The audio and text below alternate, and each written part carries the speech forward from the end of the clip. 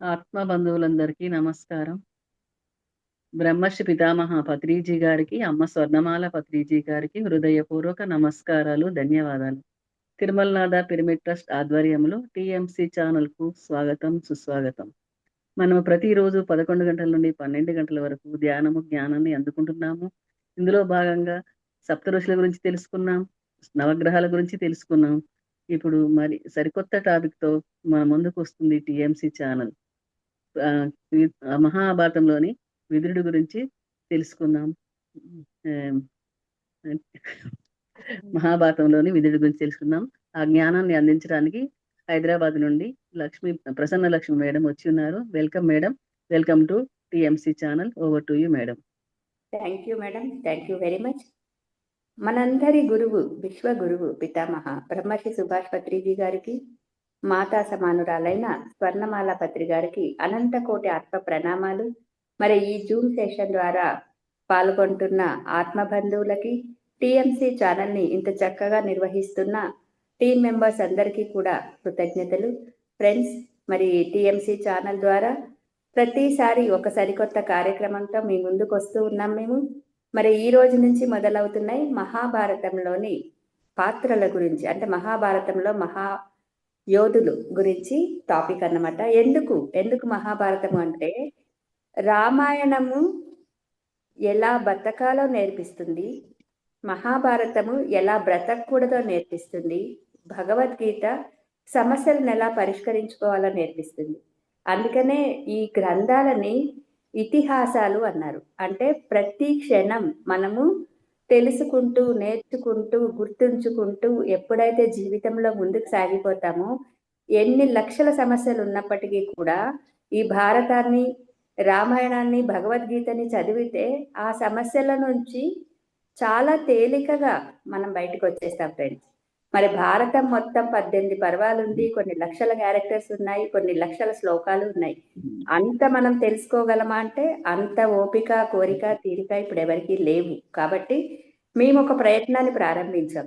ఏం ప్రయత్నం అంటే, ప్రతి పాత్ర యొక్క గొప్పతనం ఏంటి, ప్రతి పాత్రలో దుర్యోధనుడిది కూడా కొన్ని క్వాలిటీస్ గొప్పవి ఉన్నాయి, అలాగే గాంధారిలో కూడా గొప్ప క్వాలిటీస్ ఉన్నాయి. ప్రతి ఒక్కరిలో గొప్ప క్వాలిటీస్ ఉన్నాయి.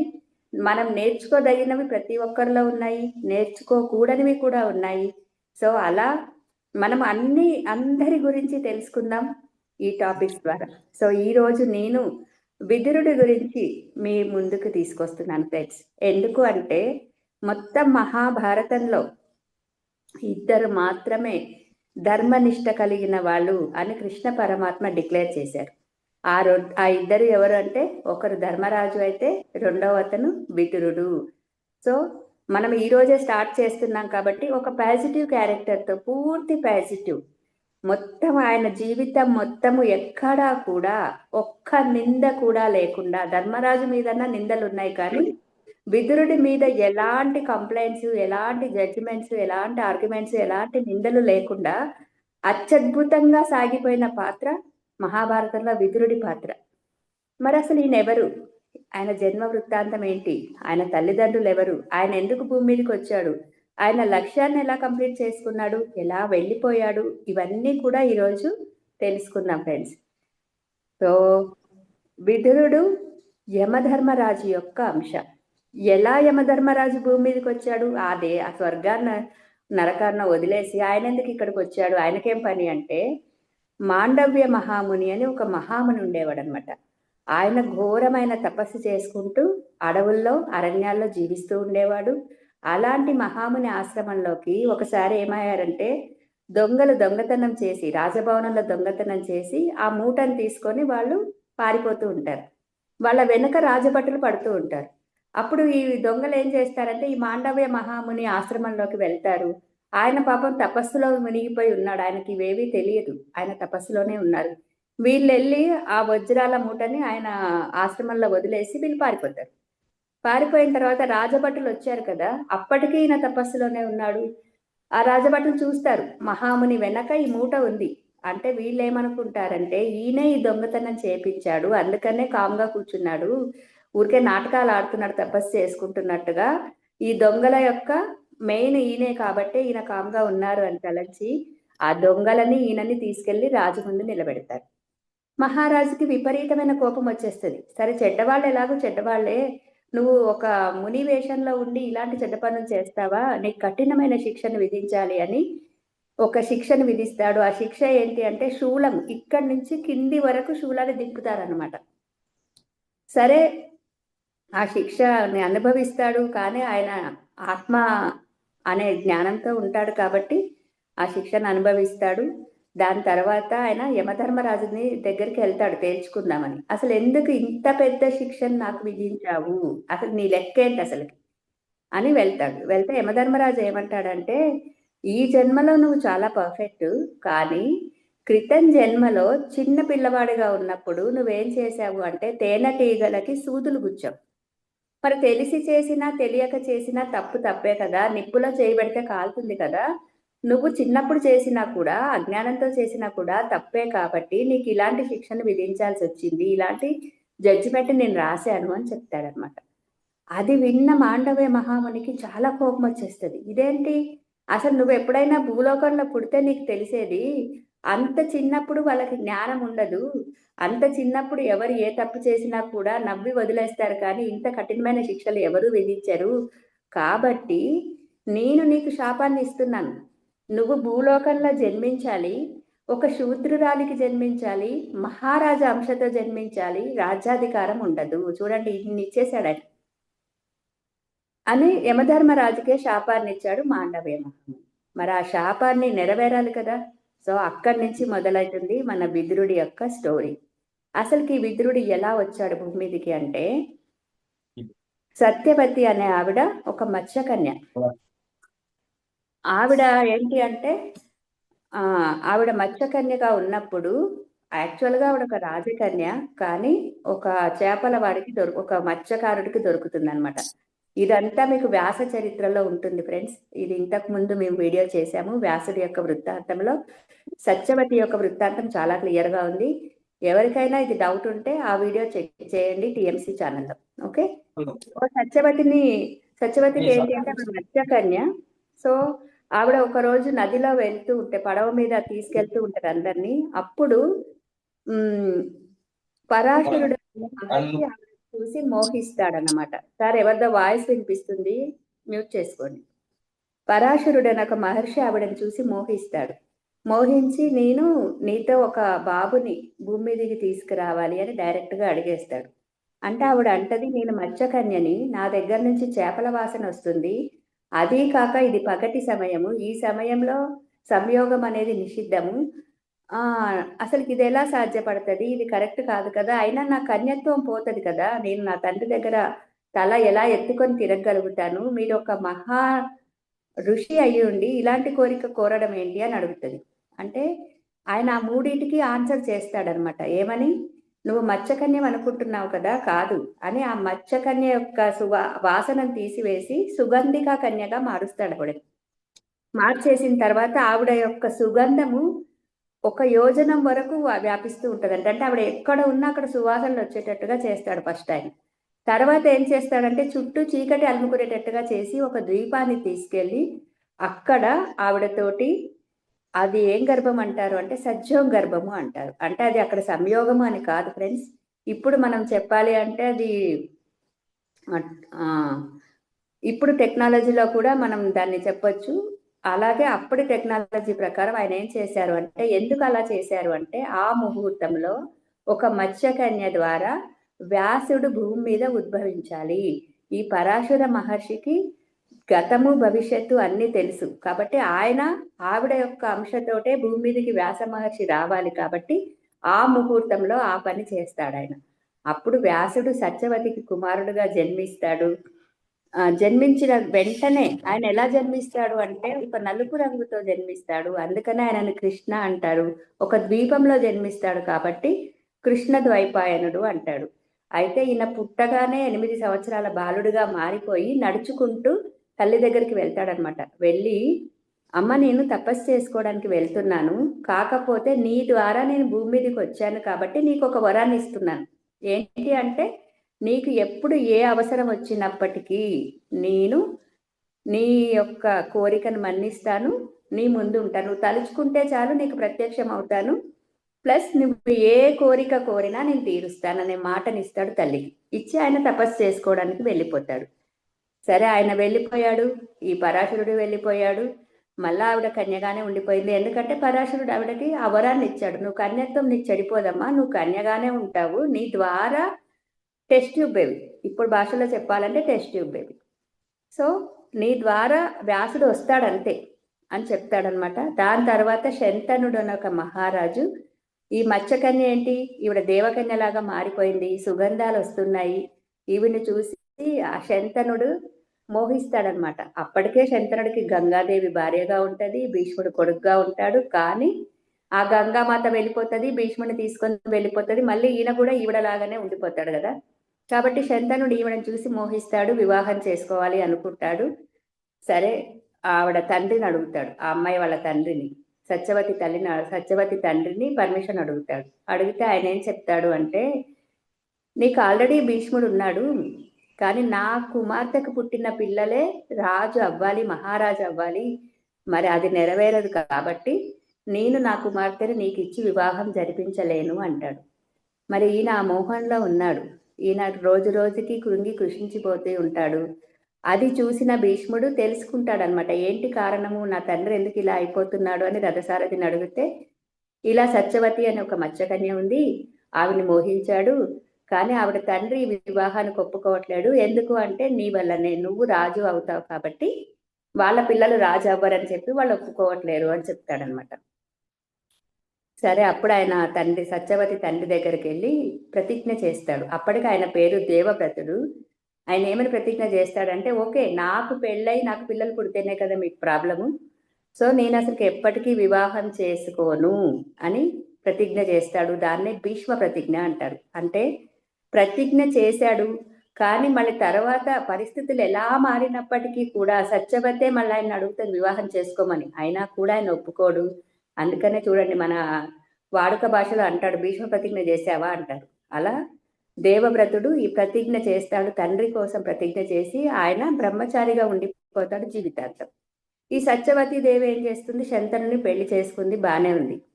పెళ్లి చేసుకున్న తర్వాత కొద్ది రోజులకి వాళ్ళకి చిత్రాంగదుడు, విచిత్ర వీర్యుడు అని ఇద్దరు పిల్లలు పుడతారనమాట. అయితే చిత్రాంగదుడు ఏమవుతాడు, కొద్ది కాలంలోనే చనిపోతాడు గంధర్వులతో యుద్ధంలో. విచిత్ర వీరుడికి ఒక విచిత్రమైన రోగం ఉంటుంది, కానీ ఆయనకి ఏం చేస్తారు అంటే అంబిక, అంబాలిక అనే ఇద్దరినిచ్చి వివాహం చేస్తారు. వివాహం అవుతుంది కానీ పిల్లలు పుట్టకముందే ఆయన కూడా చనిపోయాడు. అప్పుడు సత్యవతి అడుగుతుంది అనమాట భీష్ముడిని, నువ్వు వివాహం చేసుకో అంటే, లేదమ్మా నేను వివాహం చేసుకోలేను. అప్పుడు ఆవిడ ఆలోచిస్తుంది, మరి ఎలా, ఈ కురు వంశం నిలబడాలి అంటే ఎలా, నా వల్లనే భీష్ముడు వివాహం చేసుకోకుండా ఆగిపోయాడు, నేనే కారణము, నా పిల్లలిద్దరూ ఇప్పుడు చనిపోయారు, నా కోడలిద్దరూ ఉన్నారు, కానీ వంశం ఎలా నిలబడుతుంది అని ఆలోచించి ఆవిడ ఫస్ట్ కొడుకున్నాడు కదా వ్యాస మహర్షి, ఆయనని ఆహ్వానిస్తుంది అనమాట. ఆయనని ప్రేయర్ చేస్తుంది, ఆయన వస్తాడు. వచ్చిన తర్వాత అక్కడ దేవర న్యాయము అంటారండి, అది దేవర న్యాయ ప్రకారము నువ్వు నా కోడళ్ళిద్దరికీ పిల్లలను ప్రసాదించమని అడుగుతుంది. అయితే ఆయన చెప్తాడు, 1 సంవత్సర కాలం వరకు వాళ్ళు కొన్ని నియమాలు పాటించిన తర్వాత నా శక్తిని వాళ్ళు సూట్ అవుతారు, అప్పుడు చక్కటి పిల్లలు పుడతారు, అప్పటి వరకు వెయిట్ చేయమని అడుగుతాడు ఆయన. అంటే తల్లి అంటది, అప్పటి వరకు వెయిట్ చేయలేము, ఎందుకంటే శత్రురాజులు ఎప్పుడైతే మన సింహాసనం ఖాళీగా ఉంది అని తెలుస్తుందో వాళ్ళందరూ యుద్ధానికి వచ్చేస్తారు, రాజ్యం మొత్తం పోతుంది, కాబట్టి ఇప్పుడు అంత టైం లేదు, 1 ఇయర్ టైం లేదు, నువ్వు ఇమ్మీడియట్ గా దేవర న్యాయంలో వాళ్ళకి పిల్లలు కావాల్సిందే అని పట్టుబడుతుంది సత్యవతి. సరే వ్యాసుడు ఏం చేస్తాడు అంటే అంబికని, అంబాలికని ఒకరి తర్వాత ఒకరిని పంపించు, వాళ్ళకి నేను దేవర న్యాయం చేస్తాను అని చెప్తాడు. సరే మొట్టమొదట అంబిక వస్తుంది, ఆయనను చూడగానే ఆవిడకి భయం వేస్తుంది. ఆ భయంతో ఆవిడ సంయోగంలో పాల్గొనడంతో ఏమవుతుంది అంటే, చూడండి ఇప్పుడు మోడర్న్ సైన్స్ కూడా చెప్తుంది, తల్లి తండ్రి ఎప్పుడైతే భార్యాభర్తల సంయోగంలో వాళ్ళు ఏ స్థితిలో ఉంటారో, వాళ్ళు ఆనందంగా ఉంటే చక్కటి సంతానం కలుగుతారు, దాంట్లో ఒకరికి అసహ్యము లేదా భయము ఉంటే ఆ పిల్లల్లో కూడా ఆ భయం అనేది ట్రాన్స్ఫర్ అవుతుంది. సో అలా అప్పుడు ఏమవుతుంది, అంబిక యొక్క భయంతో ఆవిడ ధృతరాష్ట్రుడు అంధుడిగా పుడతాడు.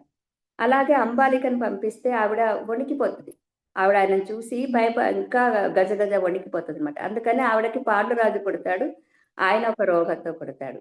సో ధృతరాష్ట్రుడు మళ్ళీ పనికిరాడు, ఎందుకంటే అంధుడు కాబట్టి. పాండురాజు రోగంతో పుడతాడు. అప్పుడు తల్లి చెప్తాడు, అమ్మ నువ్వు అడిగావు నేను ఇచ్చాను, కానీ వాళ్ళిద్దరూ కూడా నువ్వు అన్నట్టుగా ఆ పట్టాభిషేకం రాజులు అవ్వడానికి ఇద్దరు పనికిరారు, మళ్ళీ ఇప్పుడు ఏం చేయాలి అంటే ఆవిడ మళ్ళీ రిక్వెస్ట్ చేస్తుంది, అంబిక మళ్ళీ పంపిస్తాను, ఈసారి ఒక మంచి పుత్రుని కనేటట్టుగా ట్రై చేయండి అని చెప్తుంది అనమాట. సరే అంబిక చెప్తే ఆవిడకి అప్పటికే భయంతో ఉంది కదా, ఆవిడ ఏం చేస్తుంది అంటే ఒక దాసిని పంపిస్తుంది, సుగంధిక అనే దాసిని పంపిస్తుంది. పంపిస్తే ఆ దాసి అని తెలుసు ఆయనకి, వ్యాసుడికి తెలుసు. కానీ వ్యాసుడికి ఇది కూడా తెలుసు ఏంటి, యమధర్మరాజుకి ఒక శాపం ఉంది కదా, రాజ కుటుంబంలో పుట్టాలి, రాజ్యాధికారం ఉండకూడదు, శూద్రురాలికి పుట్టాలి. కాబట్టి చూడండి ఇక్కడ ఎంత కరెక్ట్గా సూట్ అయిపోయింది. అంటే వ్యాసుడి ద్వారా వచ్చింది కానీ రాజకుటుంబంలోనే, కానీ ఒక శూద్రుడు ఒక దాసి దానికి పుట్టాడు కాబట్టి ఆయనకు జీవితాంతము రాజ్యాధికారం లేకుండా పోయింది. అలాగే యమధర్మరాజు ఇక్కడ మనకి విదురుడిగా జన్మనెత్తాడు సుగంధిక ద్వారా, వ్యాస మహర్షి ద్వారా. అది ఆయన పుట్టుక ఫ్రెండ్స్. అలా ఆయన ఈ భూమి మీదకి వస్తాడనమాట. వచ్చిన తర్వాత ఆయనకి చూడండి, ధృతరాష్ట్రుడు అంధుడయ్యాడు, పాండురాజు చనిపోయాడు, కానీ విదురుడికి రాజ్యాధికారం ఇవ్వడానికి ఒప్పుకోరు. ఎందుకు అంటే దాసి దానికి పుట్టాడు కాబట్టి. సరే ముగ్గురు దేవర న్యాయమే, మరి ముగ్గురు వ్యాసుడి ద్వారానే జన్మించారు, తండ్రి ముగ్గురికి సేమే, కానీ తల్లి వేరే అయ్యేసరికి అప్పుడు ఎంత వివక్ష ఉండేది సమాజంలో చూడండి. అక్కడ వాళ్ళు ఒప్పుకోరు. అలాగని విదురుని తప్పించరు, ఎందుకంటే వాళ్ళకి తెలుసు అతడు అఖండ మేధావి, రాజనీతి శాస్త్రం అంతా తెలుసు ఆయనకి, చక్కటి సలహాలు ఇవ్వగలుగుతాడు. రాజ్యాధికారాన్ని ఇవ్వరు కానీ ఆయన సలహాలతోటే రాజ్యాధికారాన్ని కంటిన్యూ చేయాలని డిసైడ్ అయిపోతారనమాట. ధృతరాష్ట్రుడు కూడా చాలా సార్లు ఆయన చెప్పినవన్నీ వింటాడు, పట్టించుకోడు, పాటించడు. బట్ ఆయనను ఎప్పుడు వ్యతిరేకించలేదు. మహాభారతం మొత్తంలో కూడా విదురుడిని ఎప్పుడు కూడా ధృతరాష్ట్రుడు ఆయన కోపం వచ్చినప్పుడు దాసీపుత్ర అంటాడు తప్ప, ఒక్కసారి గనక ఆయన విదురుడు లేకపోతే ఒక వారం రోజులో 10 రోజుల్లో దూరంగా ఉంటే ఆయన మళ్ళీ భరించలేకపోయేవాడు ధృతరాష్ట్రుడు. ఎందుకు అంటే విదురుడి యొక్క సలహాలు వింటే చాలు ఆయన మనసు ప్రశాంతంగా అయిపోయేదట. అంటే చూడండి, మనం కూడా ఎప్పుడు అనుకుంటూ ఉంటాము, అబ్బా ఈరోజు వీళ్ళతో మాట్లాడితే చాలా పీస్ఫుల్గా ఉంది. ఆ సమస్యలు తీరినా తీరకపోయినా కూడా అసలు ఆ సమస్య ఎందుకు వచ్చిందో వాళ్ళు చెప్పగలుగుతారు. సో దాని పరిష్కారం ఏంటో చెప్పగలుగుతారు. మనం అది చేసినా చేయకపోయినా కొన్నిసార్లు మనం ఫీల్ అవుతాం, అబ్బా చాలా రిలాక్స్ అయిపోయాం, మీతో దాన్ని చర్చించిన తర్వాత, సమస్య గురించి చర్చించిన తర్వాత చాలా రిలాక్స్ అయిపోయాము అనే ఫీలింగ్లో మనం ఉంటాం ఫ్రెండ్స్. సో అలాంటి ఫీలింగ్ ధృతరాష్ట్రుడికి జీవితాంతము విదురుడి ద్వారా వచ్చేదట. సో విదురుడు అంత గొప్ప ఇదన్నమాట. ఆయన చాలా గొప్పగా రాజనీతికి సంబంధించిన, ధర్మశాస్త్రానికి సంబంధించిన జ్ఞానం అంతా కూడా విదురుడిలో ఉంది. ఎందుకంటే ఆయన యమధర్మరాజు కాబట్టి, యమధర్మరాజు యొక్క అంశ కాబట్టి. సో ఆయన ధృతరాష్ట్రుడికి ఏం బోధించాడు అంటే చాలాసార్లు క్రోధాన్ని జయించు. నువ్వు ఎప్పుడైతే, కోపం వేరు క్రోధం వేరండి. కోపము అంటే అప్పటికప్పుడు చల్లారిపోతుంది, క్రోధము అంటే ఒక పగ, రగిలిపోతూ ఉంటారు వాళ్ళు. ఇప్పుడు డాక్టర్స్ కూడా ఏం చెప్తారు అంటే, మీలో బీపీ ఉంది అంటే మీ క్రోధాన్ని, వాళ్ళకి తెలియక కోపం అంటారు, కోపం అయితే మంచులాగా కరిగిపోతుంది. దానికి పర్ఫెక్ట్ ఎగ్జాంపుల్ మన పత్రిజీ. ఎంతో మందిని ఆయన కోప్పడ్డాడు కానీ క్రోధాన్ని పెంచుకోలే. క్రోధం అంటే దుర్యోధనుడిది క్రోధము, ధృతరాష్ట్రుడిది క్రోధం. అక్కడ ఏ కారణము లేదు, దుర్యోధనుడికి పాండవుల మీద ఎటువంటి రీజను లేదు, ఓన్లీ వాళ్ళు దాయాదుదని తప్ప. ధృతరాష్ట్రుడికి ఎటువంటి రీజను లేదు, కానీ వాళ్ళ జీవితాంతము పాండవుల మీద వాళ్ళు ఏం పెంచుకున్నారు, క్రోధాన్ని పెంచుకున్నారు. సో అలా క్రోధాన్ని పెంచుకున్నప్పుడు ఏమవుతుంది, మనసు అనేది భగభగ మండుతూ ఉంటది. దానికి ఉపశమనము పైనుంచి నువ్వు మాట్లాడినా ఏది చేసినా ఉపశమనం అనేది రాదు. సో ఆయన ఏం చెప్పేవాడంటే ధృతరాష్ట్రుడికి, నువ్వు క్రోధాన్ని జయించు, లోభాన్ని వదిలేసేయి అని చెప్పేవాడట. లోభం అంటే అర్థం ఏంటండి? ఒక 10 పళ్ళు ఉన్నాయనుకోండి. నేను ఒక 5 పళ్ళు తింటాను అంటే ఓకే. నా కొడుకులకి ఇంకొక 5 పళ్ళు ఇస్తాను అంటే అది కూడా ఓకే. కానీ వాళ్ళకసలు ఏమీ దొరకొద్దు. నా పక్కింటి వాళ్ళకి కానీ, ఎదురింటి వాళ్ళకి కానీ, నా ఫ్యామిలీ మెంబర్స్ కానీ, ప్రపంచంలో ఇంకెవరికీ కానీ ఈ పళ్ళు దొరకొద్దు అంటే అది లోభత్వం అండి. సో, అలాంటి లోభత్వం ఎవరికుంది అంటే ధృతరాష్ట్రుడికుంది. అందుకని ఆయన జీవితాంతం రగిలిపోయాడక్కడ. చూడండి ఫస్టు గాంధారి ప్రెగ్నెంట్ అవుతది. కుంతీదేవి కంటే ముందే గాంధారి గర్భవతి అవుతది. కానీ 10 నెలలు గడిచినా అక్కడ ఆవిడ డెలివరీ అవ్వదు. ఈ వార్తను తెలుసుకుంటారు వీళ్ళు. అరే! ఆవిడ ప్రెగ్నెంట్ అయింది కానీ డెలివరీ అవ్వట్లేదు. ఎందుకు ఏమవుతుందో అర్థం కావట్లేదు. మరి ఆ సింహాసనం ఏమైపోతది అని మళ్ళీ ఎప్పుడు కూడా ఈ కురువంశ సింహాసనం కోసం ప్రతి తరంలో కూడా స్ట్రగుల్ అవుతూనే ఉన్నారు వాళ్ళు. పాండురాజుకేమో ఒక శాపము. ఏం శాపము? ఆయన భార్యతో సంయోగం చెందితే చనిపోతాడని. ఆయన బాధపడుతుంటే అప్పుడు కుంతీదేవి చెప్తదనమాట. ఏమని? లేదు స్వామి నాకొక వరం ఉంది. నేను ఎవరిని ప్రార్థిస్తే వాళ్ళ ద్వారా పిల్లలు పుడతారు అని ఆవిడ చెప్తది. అప్పుడు ఆవిడ సూర్యుడి ద్వారా ధర్మరాజుని సూర్యుడి ద్వారా ధర్మరాజుని కంటదనమాట. కానీ అది తెలుసుకున్న ఈయన కోపంతో, పగతో, ప్రతీకారంతో రగిలిపోతాడు. రగిలిపోతే ఎంత రగిలిపోతాడు అంటే, ఆయన కోపానికి ఆవిడకి అబార్షన్ అయిపోతది. గాంధారికి. అబార్షన్ మీన్స్ ఇప్పుడు మన భాషలో చెప్పాలంటే అబార్షను. అప్పుడు ఆ పిండం బయటకొచ్చేస్తది ఆయన కోపానికి.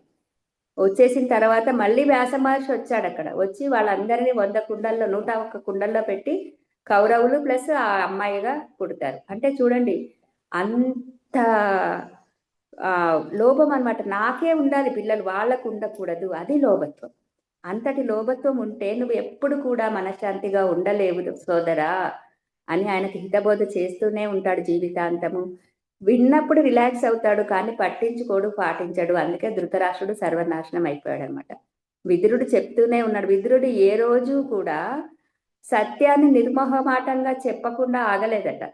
నువ్వు 100 సార్లు వినకపోయినా 101 సారి కూడా ఆయన సత్యమే చెప్పాడు తప్ప నేను చెప్తే వీడు ఎలాగో వినడని పట్టించుకోకుండా వదిలేయలేదు. అది విదుర నీతి అంటారు. విదుర నీతి అంటే ఆయన జీవితాంతము నీతిని చెప్తూనే ఉన్నాడు. ఎక్కడ ఎప్పుడూ కూడా అసత్యాన్ని చెప్పడం కానీ, లేదా నిజాన్ని దాచడం కానీ, అక్కడ రాజు కదా, మహారాజు కదా, అక్కడ ఆయనేమన్నా కోప్పడతారేమో, ఆయనతోటి నాకు పనులుంటాయి కదా, ఆయన నేను చెప్తే వినడు కదా, ఇలా ఎప్పుడూ ఆయన ఆలోచించలేదు. అది విదురుడి యొక్క గొప్పతనం అనమాట. అలాగే ఎప్పుడు సత్సంగత్యంలో ఉండు. నువ్వు మనసు ప్రశాంతంగా ఉండాలి అంటే నువ్వెలా ఉండాలి? ఎప్పుడు సజ్జనులతో సాంగత్యం చేస్తూ ఉండు. అందుకే పత్రికారు కూడా ఎప్పుడు చెప్తూ ఉంటారు. మీరు ధ్యానం ఎంత చేశారు, పుస్తకాలు ఎంత చదివారు అనేది ఎంత ముఖ్యమో, మొత్తం 100 మార్కులుంటే 30 మార్కులు ధ్యానానికి ఉంటే, 30 మార్కులు పుస్తకాలు స్వాధ్యాయానికి ఉంటే 40 మార్కులు సజ్జన సాంగత్యానికి వేయొచ్చు అని చెప్తారు. అంటే రోజుకొక గంట గనక మీరు ఇలా సజ్జన సాంగత్యం అంటే అర్థం ఏంటి? ఇక్కడ మనం ఏ షాపింగ్‌ల గురించో లేదా సినిమా యాక్టర్ల గురించో మాట్లాడుకోవట్లేదు ఫ్రెండ్స్. మనం క్లాస్‌లో ఏం మాట్లాడుకుంటున్నాము? ఒక్కొక్క క్యారెక్టర్ గురించి మాట్లాడుకుంటున్నాం. వాళ్ళు ఏమి చేశారు? వాళ్ళు ఏం పొందారు? ఏం నేర్చుకున్నారు? ఏం తెలుసుకున్నారు? అంటే ఈ గంటలో మనం ఏం తెలుసుకుంటున్నాము? మొత్తం వాళ్ళ జీవితాన్ని మొత్తం తెలుసుకుంటున్నాం. అక్కడ మనకేం అర్థమైపోతది? మనకి ఏదైనా సమస్య వచ్చినప్పుడు ఓకే. నాకు చాలా బీపీ ఉంది లేదా షుగర్ ఉంది అంటే అర్థం ఏంటి? నాలో ఏదుంది అని నువ్వు చెక్ చేసుకోండి. మీలో క్రోధమో, కోపమో, లోభమో ఉన్నప్పుడు మీలో లోభత్వం ఉంటే షుగర్ ఉంటదండి. అది మనకు సైంటిఫిక్‌గా చెప్పారక్కడ. అంటే నాకు అలాంటి క్వాలిటీ నాకు లేదు అని మీరు అనుకోవచ్చు. కానీ మీరు ఇన్నర్‌గా వెళ్ళినప్పుడు మీకెక్కడో అది టచ్ అవుతది ఫ్రెండ్స్. ఎందుకు అంటే స్పిరిచువాలిటీ ఆది భౌతిక శాస్త్రం చెప్పినా, ఆధ్యాత్మిక శాస్త్రం చెప్పినా సత్యం అనేది ఎప్పుడూ మారదు. సత్యం సత్యమే. అంటే వాళ్ళు ఎలాగైతే వాళ్ళు దాన్ని ప్రూవ్ చేశారో సైన్స్ కూడా వెనక నుంచి వచ్చి అదే కరెక్ట్ అని చెప్తుంది. అందుకే చూడండి డాక్టర్ దగ్గరికెళ్తే బీపీ ఉంటే కోపం తగ్గించుకోండి అంటారు. షుగర్ ఉంటే టెన్షన్ తగ్గించుకోండి. మీకు ఆలోచనలు ఎక్కువగా ఉన్నాయి. ఎందుకు ఆలోచనలు ఎక్కువగా ఉంటాయి? ఏదో కావాలి, ఇంకేదో చెయ్యాలి, ఏదో రావాలి, ఏదో అవ్వాలి అనే ఆలోచన. ఆ ఆలోచన వల్ల ఏమవుతుంది?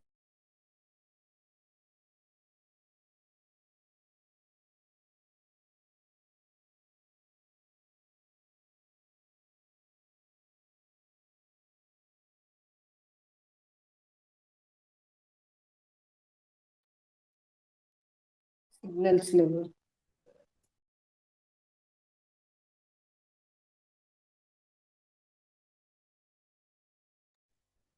సిగ్నల్స్ లేవు. వీడియో ఆఫ్ చేసి మాట్లాడండి మేడం.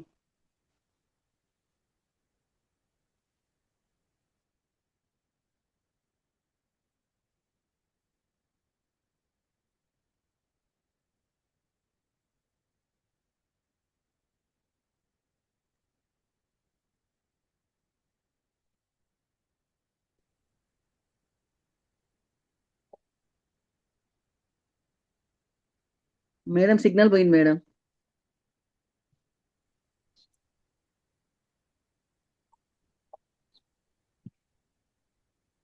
లీవ్ అయ్యారు.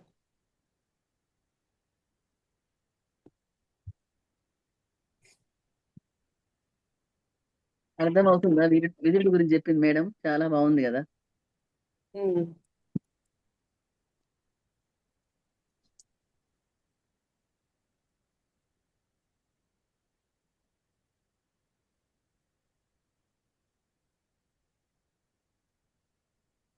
సారీ అండి, ఇక్కడ ఇంకా మేము వైఫై లేదు కాబట్టి డిస్టర్బెన్స్ వచ్చినట్టు లేదు. అవును, అవును. ఓకే.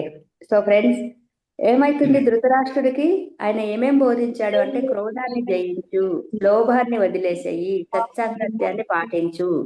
ఎవరో మాట్లాడుతున్నారు మేడం, చూడండి. నెక్స్ట్, కాలం విలువ తెలుసుకో.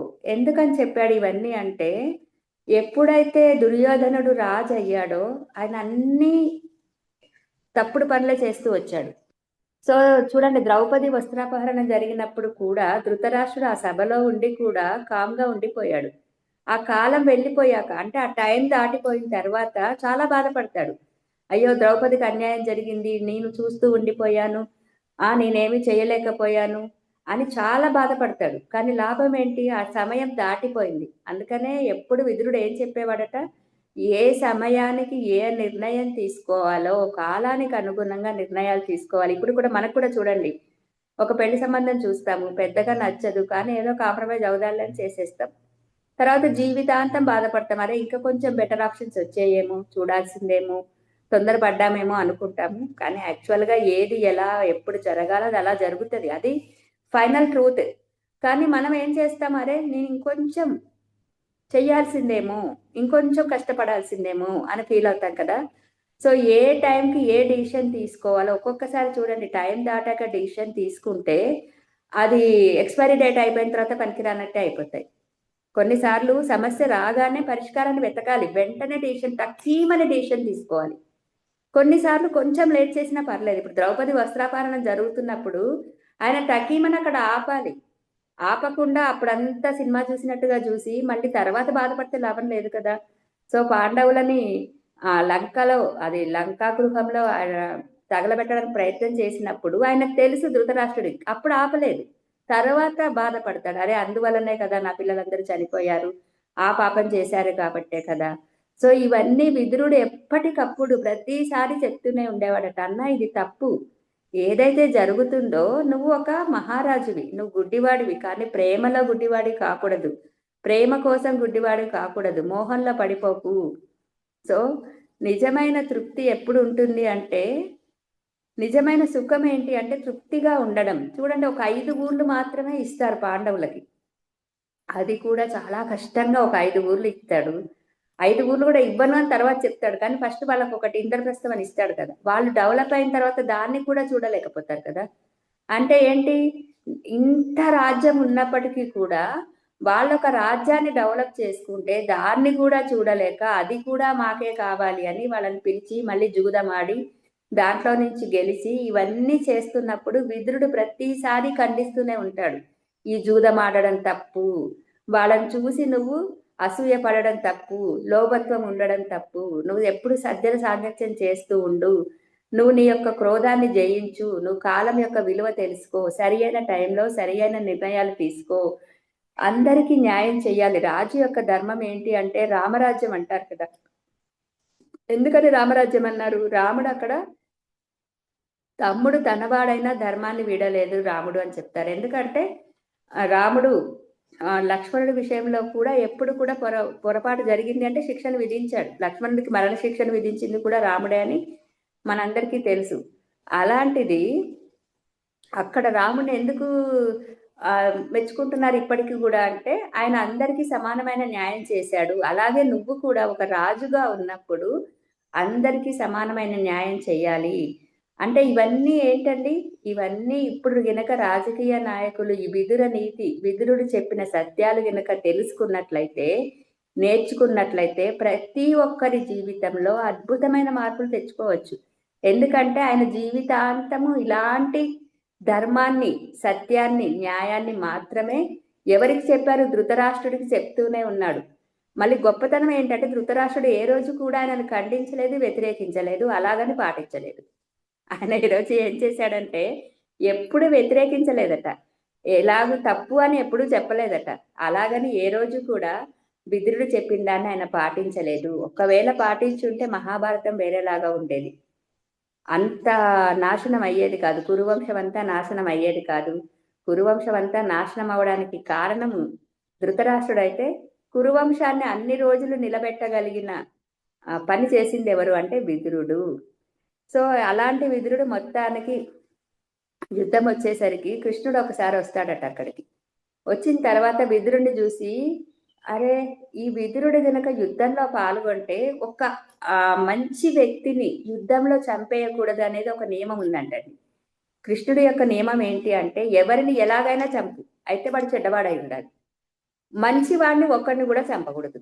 మరి ఇక్కడ చూస్తే ఎవరున్నారు మంచివాడంటే విదురుడు ఉన్నాడు అటు సైడు. మరి విదురుడిని నేను చంపకూడదు అంటే విదురుడిని యుద్ధంలో నుంచి తప్పించాలి అంటే ఏం చెయ్యాలని ఆలోచించి కృష్ణుడు ఏం చేస్తాడట, దుర్యోధనుడు అద్భుతంగా విందును ఏర్పాటు చేశాడు. కానీ ఆయన ఏం చేశాడు? దుర్యోధనుడి ఇంటికి వెళ్లకుండా విదురుడి ఇంటికి విందుకి వెళ్ళాడు. విదురుడు ఎప్పుడు కూడా నిరాడంబరంగా, మంత్రి అయినప్పటికీ కూడా చాలా నిరాడంబరంగా ఉండేవాడట.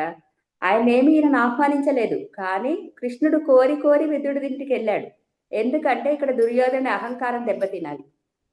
అక్కడ దుర్యోధనుడు ఏమనుకున్నాడు అంటే, ఓ నువ్వు ఆయన ఇన్ఫ్లుయెన్స్ చేయడానికి మీ ఇంటికి పిలిచి విందు భోజనాలు పెట్టావా?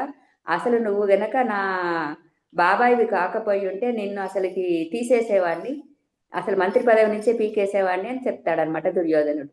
అప్పుడు విదురుడికి కోపం వస్తుంది. అరే నేను అసలు ఆయనను పిలవనే లేదు, ఆయనే మా ఇంటికి వచ్చారు, నేను ఆయన పిలవనే లేదు, నేను ఇంత సత్యంగా ఉన్నప్పటికీ నీ తండ్రికి సేవ చేశాను, నీకు కూడా సేవ చేస్తున్నాను, అయినా ఇంత సత్యంగా ఉన్నప్పటికీ కూడా నువ్వు నన్ను తప్పు పడుతున్నావు కాబట్టి అసలు నేను యుద్ధంలో పాల్గొనను, మంత్రి పదవిలో ఉండనని చెప్పి అప్పటికప్పుడు ఆయన మంత్రి పదవిని యుద్ధానికి వెళ్ళక ముందే త్యాగం చేసేసాడు. అంటే చూడండి ఇక్కడ కృష్ణుడు ఒక జగన్నాటకం ఆడాడు. ఏం నాటకం అంటే ఎంత గొప్పవాడో విదురుడు మనకు అర్థమవుతుంది. విదురుడు యుద్ధంలో చనిపోకూడదు అంటే యుద్ధంలో పాల్గొనకూడదు. యుద్ధంలో పాల్గొనొద్దు అంటే ఆయన ఏం చేయాలి? నైస్గా తప్పించాలి. ఈయన తప్పిస్తే బాగోదు, ఆయన తప్పుకుంటే బాగోదు. ఎవరితో తప్పించాలి? దుర్యోధనుడితో తప్పించాలి. అందుకని ఆయన ఏం చేశాడు? దుర్యోధను యొక్క ఆహ్వానాన్ని తిరస్కరించి విదురుడింటికి వెళ్ళి భోజనం చేశాడు.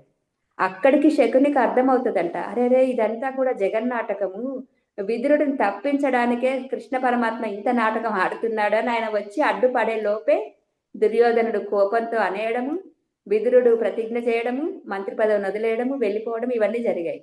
అంటే చూడండి, ఒక్క మంచివాడు కూడా కురుక్షేత్రంలో చనిపోలేదు. ఆ ఒక్క మంచివాడు ఎవరైనా ఉన్నాడు అంటే విదురుడు. అంటే కురు వంశంలో ఇటు పాండవుల వైపు ఉన్నారు, పాండవులు 5 బతికారు, కరెక్టే అది. కానీ కురు వంశంలో మిగతా వాళ్ళందరూ చెడ్డవాళ్ళు. అంటే ఎలా చెడ్డవాళ్ళు అయ్యారు? ఇప్పుడు భీష్ముడు కానివ్వండి, వీళ్ళందరూ చాలా అతిరథ మహారాజులే. కానీ వీళ్ళందరూ కూడా ద్రౌపది వస్త్రాపహరణం అప్పుడు కామ్గా ఉండడము వాళ్ళు చేసిన ఘోరమైన నేరము అని చెప్తాడు కృష్ణ పరమాత్మ. అంటే చూడండి ఫ్రెండ్స్, మన కళ్ళ ముందు ఏదైనా అన్యాయం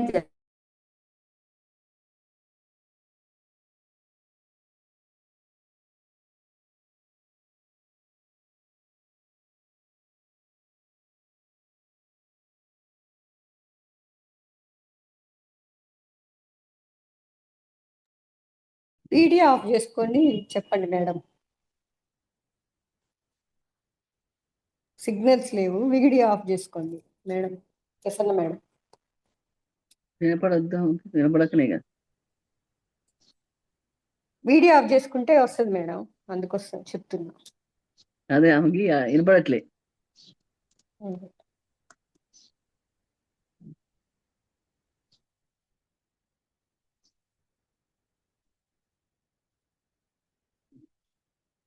టైం 4 నిమిషాలే ఉంది.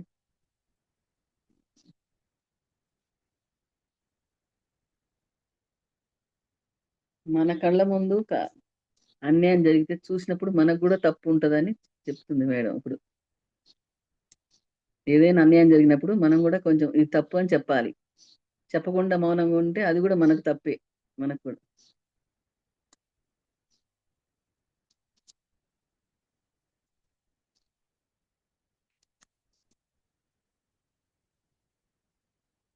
ఆహా. మ్యూట్ లో ఉంది మేడం మేడం, మ్యూట్ లో ఉన్నారు, అన్మ్యూట్ చేసుకోండి. ఓకే. సో లాస్ట్కి విదురుడి యొక్క ఎలా జరిగింది అంటే, యుద్ధం అంతా అయిపోయిన తర్వాత ఆయన ధృతరాష్ట్రుడిని కన్విన్స్ చేస్తాడనమాట. నువ్వు చాలా పాపాలు చేశావు, ఇంకా నువ్వు ఈ రాజ్యంలో ఉండి వాళ్ళతో కలిసి ఉండడం కరెక్ట్ కాదు, మనం అడవుల్లోకి వెళ్ళి తపస్సు చేసుకుందామని గాంధారిని ధృతరాష్ట్రుని ఒప్పించి ఈయన కూడా కలిసి పూర్తిగా ముగ్గురు కలిసి అడవుల్లోకి వెళ్ళిపోయి అక్కడ ఆయన తపస్సులోనే ఆయన యొక్క శరీరాన్ని వదిలేసి ఆయన మళ్ళీ పైలోకాలకు వెళ్ళిపోయి ధర్మరాజుగా జీవిస్తాడు. మరి ఆ 100 సంవత్సరాలు అక్కడ యమధర్మరాజు పదవిని ఎవరు అలంకరించారు అంటే, అక్కడ ఇంకొకరు యమధర్మరాజుగా వ్యవహరించారట ఆ 100 ఇయర్స్ కూడా.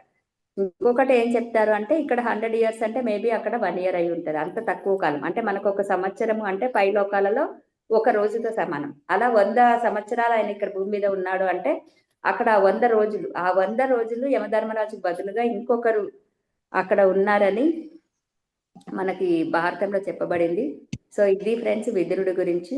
మరి విదురుడు అద్భుతంగా యమధర్మరాజు అయినప్పటికీ కూడా ఆయన ఒక తప్పుడు నిర్ణయం వల్ల భూమి మీదకి రావాల్సి వచ్చింది, భూమి మీద జీవించాల్సి వచ్చింది. ఇంత మహాభారతంలో ఆయన ఒక అద్భుతమైన పాత్రను పోషించాడు. కాబట్టి మనం ఎంత మంచి వాళ్ళం అయినప్పటికీ కూడా మనం తీసుకునే నిర్ణయాలు అప్పటికప్పుడు సరి అయినవై ఉండాలి. సరి అయిన సమయంలో సరి అయిన నిర్ణయాలు తీసుకుంటూ ఉండాలి. అంటే మనం ఏం చేయాలి? ప్రతిరోజు ధ్యానము, స్వాధ్యాయము, సజ్జన సాంగత్యము చేస్తూ ఉన్నప్పుడు మన జీవితంలో మనము సరి అయిన నిర్ణయాలు తీసుకుంటాము, సరిగ్గా జీవించగలుగుతాము. ఒక అద్భుతమైన మార్గాన్ని మనకి పత్రిజీ బోధించారు. మరి ఆ మార్గంలో ప్రయాణం చేద్దాం. ప్రతిరోజు 11 గంటలకి ఇలాంటి కొత్త కొత్త విషయాలను తెలుసుకుంటూ మన జీవితంలో ఉన్న సమస్యలని జ్ఞానంతో పరిష్కరించుకుందాం ఫ్రెండ్స్. జ్ఞానాన్ముక్తి అన్నారు. సో ఈ జ్ఞానాన్ని మనం తెలుసుకోవడం ద్వారా మన జీవితంలో వచ్చే ఎన్నో సమస్యలను మనం పరిష్కరించుకోగలుగుతాము. మరి ఇంతటి అద్భుతమైన అవకాశాన్ని నాకు ఇచ్చిన టిఎంసి గ్రూప్ మెంబర్స్కి కృతజ్ఞతలు తెలియజేస్తున్నాను. Thank you very much. Maybe నా ఫోన్ మళ్ళీ ఆగిపోతుంది, మీరు కంటిన్యూ వీడియో ఆఫ్ చేసుకోండి మేడం. వీడియో ఆఫ్ చేసుకోండి madam. Okay madam, thank you madam. మీరు రికార్డ్ ఆఫ్ చేసి